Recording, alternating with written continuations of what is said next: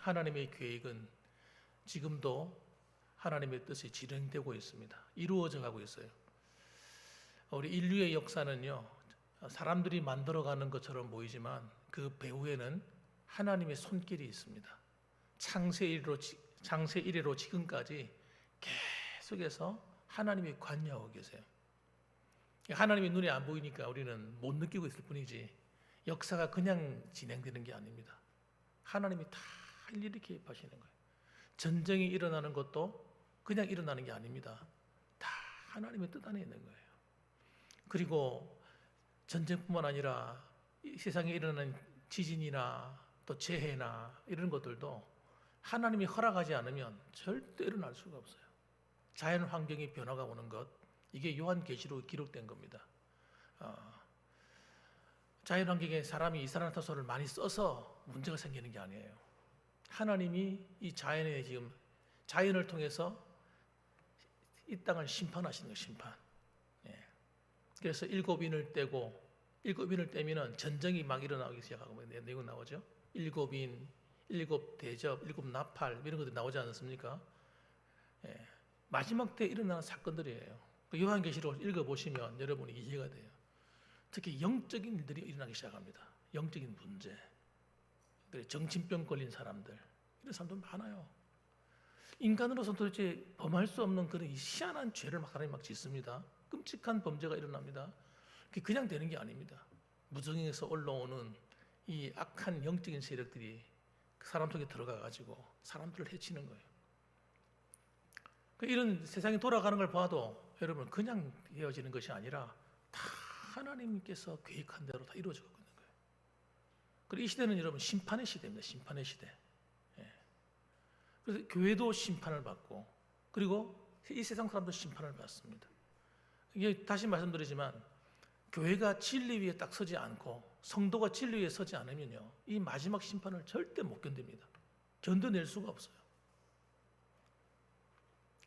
그렇기 때문에 여러분, 우리는 이 마지막 때, 종말의 때 막 열심히 기도만 하면 되지, 교회만 열심히 다니면 되지, 그게 아닙니다. 하나님 말씀 위에 든든히 서야 됩니다. 여기 기록되어 있잖아요. 하나님 말씀. 다른 데로 가면 안 돼요. 그래서 여러분, 오늘도 하나님의 계획이 요셉의 인생 가운데, 야곱의 가정 가운데 일어나고 있었는데 그것이 어떤 불행 같은 사건들로 진행이 되기 때문에 사람들이 못 깨닫는 거예요. 야곱에는 어마어마한 상처가 일어났어요. 요셉을 잃어버렸잖아요. 요셉이 죽었잖아요. 야곱이 아는 건 요셉이 짐승에게 물려 죽은 거거든요. 짐승의 밥이 됐단 말이에요. 그래서 그 피투성이 된 그 옷, 물론 형들이 양의 피를 묻혀서 만든 거지만은 그 피를 보면서 아버지가 절규하면서 울었단 말이에요. 몇 날 며칠을 잠도 못 자고 울었을 거예요. 그래서 마지막 남은 베냐민 때문에 위로를 얻었지, 안 그러면 여러분 정말 못 견뎠을 것입니다. 그런 사건들, 그럼 그것이 하나님이 계획한 섭리 안에 있다는 것을 여러분 몰랐기 때문에 야곱이 그렇게 절망했던 겁니다. 하나님이, 우리가 예수 믿고 하나님 안에 있으면요, 우리에게 좋은 일이나 나쁜 일처럼 보이는 것이나 이 모든 것이 여러분 하나도 버릴 것이 없다는 거 아셔야 돼요. 다 하나님 뜻 안에 이루어지고 있는 것이기 때문에. 여러분, 드디어 여러분 요셉의 형들이 요셉과 드디어 얼굴을 대면하고, 그리고 요셉이 총리가 된 걸 알고 기절할 뻔했습니다. 기절할 뻔. 어마어마한 충격을 받았어요. 그리고 요셉이 자신들에게 보복을 가할까 봐 엄청나게 두려워했습니다. 그냥 우리는 그냥 남의 이야기처럼 듣기 때문에 아 그랬구나 이렇게 듣지만 당사자들 입장은 다른 거예요. 요셉의 형들이 얼마나 무서워했는지 여러분. 아버지가 돌아가시고 나서도 요셉의 형들이 두려워 떨고 있었어요. 그래서 지금까지는 아버지가 있으니까 우리를 봐줬겠지 생각해요. 이제 아버지가 없으니까 이제 우리는 죽었겠다. 요셉이 보복을 가면 이제 우리는 피할 수가 없겠구나. 그래 두려워 떨었다니까요. 실제 상황인 거예요. 그런데 요셉이 그들을 용서하기로 결심했고, 지난 시간에 기억나시죠? 자, 이제 여러분 지금 이게 계속해서 지금 여러분 이 흉년이 계속해서 7년 동안 계속됩니다. 되는데 이제 아직도 흉년이 얼마나 남았느냐? 5년이 더 남았어요. 그걸 어떻게 아냐고요? 하나님 보여주셨잖아요. 바로의 꿈을 통해서. 그래서 여러분 5년이 남았기 때문에 빨리 아버지를 모시고 와서 이제는 요셉이 애굽의 총리니까 왕다음 간 건설을 갖고 있으니까 그 그늘 안에서 노후를 편히 쉬길 바란 겁니다. 그리고 형제들도 마찬가지고. 그래서 전부 다 데리고 와서 이제 애굽으로 내려오라. 요셉의 부탁을 받고 형들이 올라갔습니다. 올라가서 베냐민은 안 데려갔어요. 베냐민은 놔두고 올라가가지고 다 데려가는데 이 야곱이 그 말을 듣고 무슨 말도 안 되는 소리야. 이렇게 될 수밖에 없잖아요. 말도 안 되는 거죠. 요셉이 살아있다는 것도 말도 안 되는데 요셉이 애굽의 총리가 됐다는 말은 더더욱이 말이 안 되는 거예요. 예. 지금으로 말하면 미국의 부통령이 돼 있단 말이에요. 예. 말이 안 되는 이야기죠 이게. 그렇지만 이 사실이라네요. 사실. 요셉이 뭘 보고 알았습니까? 안 믿을 수가 없었습니까? 애굽의 휘황찬란한 말, 아무나 탈 수 없는 그 마차가 쫙 화려한 마차가 와서 딱 기다리고 있는 걸 보고 그때서 정신을 차린 거예요. 아, 이게 농담이 아니구나. 이 거짓말이 아니구나. 아버지를 속이려는 게 아니구나 하고 알게 되었던 것입니다. 그래서 여러분 우리가 기억해야 될 것은 이 요셉은 야곱에게 있어서는 여러분 죽었다가 다시 산 아들입니다. 죽었다가 다시 산 아들이에요. 죽어서 천국에 가서나 볼 것이라고 여겼습니다. 그런데 놀랍게도 요셉이 살아서 자기 앞에 서게 된 것입니다. 믿어지지 않는 소식이죠. 그에게는 요셉은 어떤 존재입니까? 부활한 사람, 부활한 아들이에요. 야곱은 지금 부활의 기쁨을 맛보고 있는 거예요. 하나님께서는 이 요셉을 애굽의 노예로 팔고 하는 이 모든 과정 속에서 사실은 형들이 아니라도 그런 일이 일어났을 거예요. 형들이 팔지 않았더라도 하나님이 때가 되면 그런 어떤 사건을 통해서 그렇게 다 진행하셨을 겁니다. 어쨌든 간에 여러분 이 사건을 통해서 야곱은 하나님의 섭리를 맛보게 됩니다. 어떤 섭리입니까? 불행이라고 생각했던 것이 시간이 다 지나고 나니까 그 사건들이 변해서 축복으로 다가오고 있는 걸 보고 있는 거예요. 끔찍한 가정의 사건이 있는데 그것이 하나님의 큰 위로로 돌아오는 거예요. 만일에 요셉이 노예로 팔려가지 않았더라면 어떻게 되었을까요? 이 가뭄을 견딜 수 있었을까요? 가족들이 여러분 그 가뭄의 피해를 엄청나게 많이 당했을 거예요. 가축들이 몰살하고 그 당시에는 주로 목축이 주업이었기 때문에 여러분 그 얼마나 양과 염소 그다음에 소 얼마나 많았겠습니까? 가축이 전부 다 몰살하는 거죠. 먹을 것이 없는데요. 집안이 망하는 겁니다. 그런데 이 모든 것이 하나님의 계획 안에 다 진행되어서 오히려 화가 변화해서 복이 되어 돌아오니까 이건 너무너무 기쁨이 되어버리고 말한 것입니다. 그래서 우리도 여러분 이 사실을 믿어야 되는 거예요. 우리가 살아가면서 당하는 어려운 일, 어려움으로만 보시면 안 됩니다. 그 배후에 역사하신 하나님을 믿음으로 볼 수 있어야 되는 거예요. 그러면 여러분 그것이 여러분 우리에게 또 다른 용기를 주고 감사할 제목이 됩니다. 그래서 우리는 믿음이 흔들리고 마음이 상하고 환경 때문에 어려움을 당할 때 정말 우리 안에 믿음이 있어야 되는 거예요. 그 믿음이 가져야만 뭘 할 수 있느냐? 감사를 할 수 있기 때문에 믿음으로 감사해야 되는 거예요. 골로새서 4장 2절 말씀에 그래서 여러분 기도하는 성도들은 특히 항상 마음이 긍정적이어야 됩니다. 마음이 어두움이 오면 기도 문이 다 막혀버리기 때문에 항상 긍정적으로 바라보셔야 돼요. 그래서 이렇게 기록합니다. 골로새서 4장 2절 말씀 기도를 어떻게 하라고요? 계속하고 기도에 어떻게 하라고요? 감사함으로 깨어 있으라. 여러분 감사를 잃어버리면요 기도문이 다 막혀버려요. 그다음에 또 역대상 23장 30절 말씀 보면 그래서 아침과 저녁마다 서서 여호와께 감사하고 찬송하며 하나님께 예배를 드리는데 감사 예배가 있는 거예요. 언제? 아침과 저녁으로. 이 아침과 저녁에 드리는 게 상번제라고 해요. 상번제. 상번제를 항상 드리는 번제라는 거예요. 매일같이 드리는 거예요. 우리 새벽기도 드리는 상도들은 새벽기도가 매일 같은 하나님 드리는 상번제와 같은 거예요. 또 어떤 교회는 또 매 저녁마다 또 예배드리는 그런 교회도 있더라고요. 상번제를 드리는 거예요. 이런 기도회나 이런 예배가 여러분 계속 되려면 이게 여러분 항상 은혜가 되는 게 아니잖아요. 항상 은혜가 되면 얼마나 좋아. 그런데 이 기도를 싫어하는 게 누구예요? 마귀거든요. 기도하면 하나님이 일하시기 때문에 사탄이 우리 입을 막습니다. 기도를 못하게 방해합니다. 그래서 우리 감사를 잃어버리게 만드는 거예요. 그래서 뭐라고요? 이 예배를 어떻게 표현했냐면 감사하고 찬송하며 이렇게 됐단 말이에요. 하나님께 의무적으로 감사하게 만드는 거예요. 억지로라도.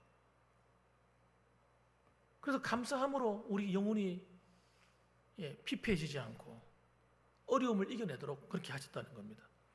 에베소서 5장 20절 말씀에도 범사에 우리 주 예수 그리스도의 이름으로 항상 아버지 하나님께 감사하며, 그 바울이 가진 신앙도 뭡니까? 감사 신앙입니다. 범사에 항상 감사했다 이렇게 나오거든요. 모든 일에 사실 사도 바울처럼 고난 많이 받은 사람이 어디 있습니까? 진짜 고생 많이 했단 말이에요. 몸은 병은 걸려가지고 이 병도 고쳐지는 그런 병이 아니잖아요. 자기가 가지고 있는 몸에 타고난 이 병, 몸은 약해져 있고, 그런데도 불구하고 감사한다는 건 절대 쉽지 않았을 겁니다. 핍박을 받고 두드려 맞고 죽을 고비를 넘기고 돌에 맞아 죽을 뻔하고 물에 빠져 죽을 뻔하고 어떻게 감사할 수 있겠어요? 감옥에 잡혀 들어가고. 그런데 그는 말하는 겁니다. 범사에 항상 감사하며 그렇게 말했단 말이에요. 그렇게 감사하지 않았으면 이 바울도 못 견뎠을 거예요. 그 어려운 상황을. 그렇게 믿음으로 감사하며 견디니까 데살로니가 같은 교회가 생겨나는 거예요. 빌립보 같은 교회가 생겨나는 거예요. 마게도냐 지역에 막 부흥이 막 일어나는 거예요. 고린도에 막 교회가 세워지고, 그 교회가 세워질 수 없는 곳이에요. 여러분, 그 시대가 얼마나 악한 시대냐면요, 온갖 잡동사니 우상을 막 얼마나 많이 섬긴지 몰라요. 그리고 이성을 굉장히 추구하는 사람들 많았어요. 그 철학이, 여러분, 그때는 그리스 철학이 막 유행하던 시대예요. 수사학 막 이런 거 막. 그러니까 예수 믿는 한 번도 들어보지 못했잖아요. 예수님이 누구신지, 복음이 뭔지, 십자가가 뭔지, 하나님이 뭔지 몰라요. 사람들이 아무도 몰라요. 그런데 그런 데서 복음을 전하는데 구원의 역사가 막 일어나는 거예요. 하나님이 함께 하시는 거죠. 그래서 여러분, 우리가 어떤 사람은 내 인생이 광야 같아, 어떨 때는 왜 이렇게 힘들지? 그럴 때가 오히려 하나님이 나와 가까이 더 계신 그런 때라는 걸 잊어서는 안 됩니다. 여러분이 마음이 상할 때 하나님이 여러분 바로 곁에 계시는 거예요. 그걸 위로하십니다, 여러분들. 그러므로 우리는 어떤 환경 가운데서도 믿음으로 우리가 살아야 될 이유가 여기 있는 거예요. 믿음으로 해석하고 믿음으로 바라보고, 그래도 해석이 안 되거든. 믿음으로 감사해버리고, 하나님이 함께 하신 줄 믿습니다. 감사해버리는 거예요. 그 야곱이 만약 그걸 알았더라면 야곱이 얼마나 좋았겠어요. 그런데 여러분, 그러나 그래도 야곱이 견뎌내는 가운데 그가 죽으면 죽으리로다, 베냐민을 죽으면 죽으리로다, 대단한 믿음이잖아요. 그걸 보내는 그 모습을 보면 야곱이 얼마나 신앙이 많이 성장했는지 알 수가 있습니다. 자, 또 한 가지는 여러분, 이 야곱이 그 삶이요, 가면 갈수록 신앙이 깊어지는데 야곱의 신앙은요, 요셉의 신앙이에요. 그렇게 보시면 돼요. 야곱이 하나님 중심의 신앙을 갖고 있는 거예요. 이걸 갖다 누가 물려받았느냐? 요셉이 물려받았거든요. 요셉이 어릴 때 배운 게 뭐가 있습니까? 아무것도 배운 게 없어요. 형들한테 이 신앙을 배웠겠습니까? 어머니한테 배운 것도 아니에요. 요셉은 아버지 옆에 늘 붙어 있었어요. 아버지가 심부름 시키면 꼭 그 심부름하고 그런 아들이었어요. 아버지한테는 여러분, 아버지 말만 떨어지면 예스맨이에요, 예스맨. 그러니까 여러분, 이 말이 무슨 말이냐면 요셉이 아버지를 되게 굉장히 사랑한 겁니다. 그러니까 그 말을 듣는 거예요. 그러니까 아버지가 평소에 신앙적인 이야기 할 때 들었을까 안 들었을까요? 다 들었겠죠. 창세기에 나오는 그런 이야기들, 예? 다 아브라함에 대한 이야기들,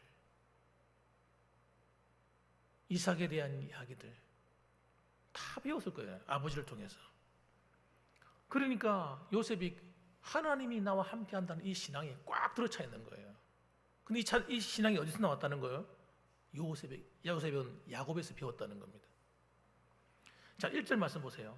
이스라엘의 모든 소유를 이끌고 떠나 브엘세바에 이르러, 이렇게 나와 있습니다. 이 브엘세바는 어떤 곳이냐? 유다 땅에 가나안 땅의 최남단입니다. 최남단. 이거 지나면 이제 광야가 나오고 그 다음에 애굽이 나오는 거예요. 이제 여기서 이제 애굽으로 국정이 바뀌는 거예요. 쉽게 말하면 애굽으로 들어가는 거예요. 근데 거기서 뭐 하느냐? 그가 하나님께 예배를 드립니다. 여기서 야곱의 신앙이 나오는 거예요. 그냥 우리 아들 만나러 가야 되겠다 막 뛰어가는 게 아니라 여기서 하나님께 예배를 드리고 하나님께 묻는 겁니다. 허락을 받는 거예요. 그의 아버지 이삭이 하나님께 희생 제사를 드리니, 희생 번제를 드렸단 말이죠. 번제를 드리는데 원래 야곱이 어떤 사람입니까?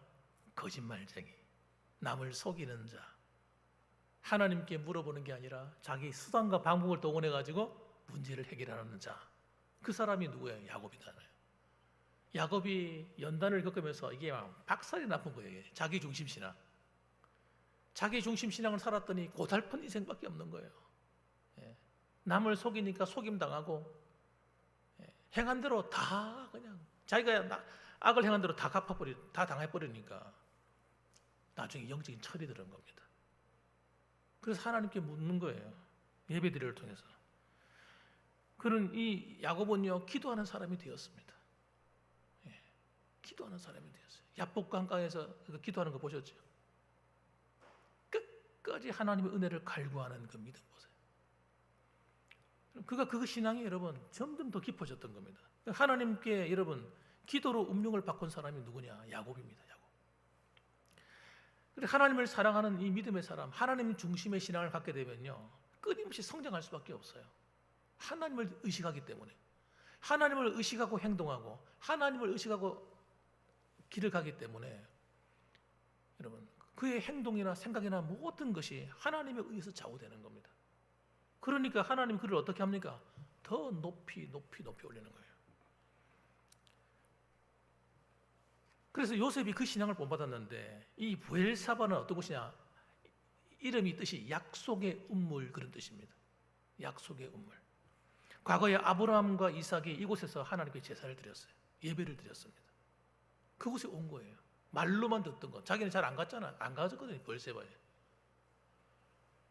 그곳에 와서 과거에 아브라함과 아버지 이삭이, 할아버지와 아버지가 예배드렸던 그곳에서 자기도 예배를 드리면서 하나님을 섬기는 겁니다. 그리고 하나님께 보고하는 거예요. 뭐라고 기도했을까요? 하나님, 지금 우리 아들 요셉이 살았다고 하는데 하나님, 내가 지금 우리 식구가 다 이사해서 지금 애굽으로 내려갑니다. 가도 됩니까? 안 됩니까? 물어봤을 겁니다. 과거에 아브라함이나 이 야곱이 가나안 땅을 떠났다가 혼나잖아요. 그래서 떠나지 마라. 이삭아, 너 떠나지 마. 약속의 땅이기 때문에 마음대로 떠나면 안 돼요. 하나님께서 과부로 주신 거거든요. 너의 살 땅이다 주신 거기 때문에 함부로 떠나면 안 됩니다. 야곱이 그걸 아는 거예요. 하나님의 언약의 말씀을 기억하는 겁니다. 그 기도하는 거예요. 그때 하나님이 나타나십니다. 무려 얼마 만이냐면 21년 만에 하나님이 나타나신 거예요. 몇 년 만에 나타났다고요? 21년 만에. 한참 만에 나타나셨어요. 자, 2절에 보니까 뭐라고 하는 거예요? 그 밤에 하나님이 이상 중에 이스라엘에게 나타나 이르시되 야곱아 야곱아 하시는지라. 밤인데 이상이란 말은요, 잠자는 꿈이 아니라는 겁니다. 그거 기도할 때인 거예요. 기도하고 있는데, 밤중에 기도하고 있는데 갑자기 눈앞에 뭐가 열린 겁니다. 눈앞에 뭐가 열렸어. 영적인 세계로 들어가 버린 거예요. 야곱아 야곱아 하시는지라 야곱이 이르시되 내가 여기 있나이다 하매. 자, 3절과 4절 한번 읽어볼까요? 같이 한번. 자, 하나님 뭐라고 하시는가 읽어봅시다. 3절 시작. 하나님이 이르시되 나는 하나님이라 내 아버지의 하나님이니 애굽으로 내려가기를 두려워하지 말라. 내가 거기서 너로 큰 민족을 이루게 하리라. 내가 너와 함께 애굽으로 내려가겠고 반드시 너를 인도하여 다시 올라올 것이며 요셉이 그의 손으로 네 눈을 감기리라 하셨더라. 아멘. 야곱이 아버지나 또 할아버지들부터 무슨 말 들었겠습니까? 가나안 땅을 절대 떠나면 안 돼. 이 가르침을 수시로 했을 거예요. 그래서 떠나면 안 되는 줄 알아요. 하나님께 예배를 드리는데 하나님 그 마음을 아시고 그 기도를 들으시고 직접 나타나셔서 하시는 말씀이 이건 내가 허락한 거야. 내가 만든 거야 이거. 나는 내 아버지의 하나님입니다. 애굽으로 내려가는 걸 두려워하지 마. 내가 허락한 거야. 내가 요셉을 보내가지고 너희들이 살아갈 장소와 모든 걸 다 준비한 거야. 내가 거기서 너에게 큰 민족을 이루게 할 거야. 약속을 하시는 겁니다. 내가 너와 함께 애굽으로 내려가겠고. 참 진짜 놀라운 말씀이에요. 하나님이 내가 함께 갈게 이렇게 말씀하시는 거예요. 너희들만 보내는 것이 아니라 나도 너와 함께 갈게. 반드시 너를 인도하여 다시 너를 데리고 올라올 거야. 누가 한다고요? 하나님이. 너희들은 할 수 없어. 내가 할 거야. 요셉이 그의 손으로 네 눈을 감기리라. 그곳에 가면 네가 사랑하는 그 아들 요셉이 네가 임종할 때 네 눈을 감기고 장사를 지내줄 것이다. 이야, 아직까지도 확신이 좀 부족했을 거예요. 왜? 안 봤기 때문에. 진짜 요셉이 살아있을까? 하나님이 확인시켜 주는 거예요. 요셉이 살아있고 네 눈을 감겨줄 거야. 마지막 날에. 이렇게 하시면서 안심하라고 격려를 하나님 해주시는 거예요. 그래서 드디어 야곱이 속 시원한 마음을 가지고 하나님께 응답을 받아가지고 내려가는 겁니다. 우리가 믿음을 생활할 때 이렇게 되셔야 돼요. 신앙생활할 때 뭔가 눈에 보이지 않으면요 절대 선택하면 안 됩니다.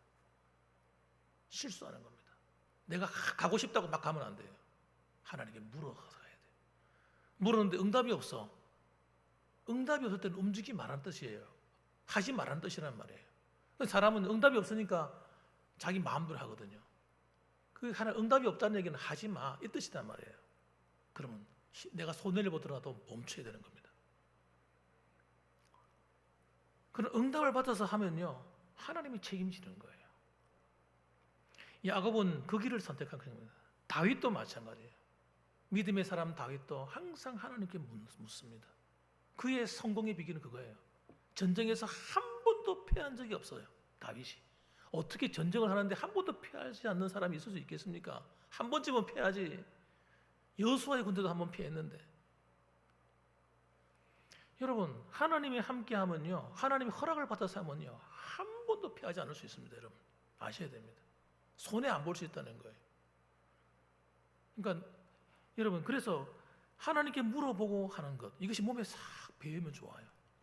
출애굽기 1장 6절 보세요. 이 하나님 말씀에 순종해 내려갔더니 어떤 일이 벌어진가 보세요. 제가 읽어드릴게요.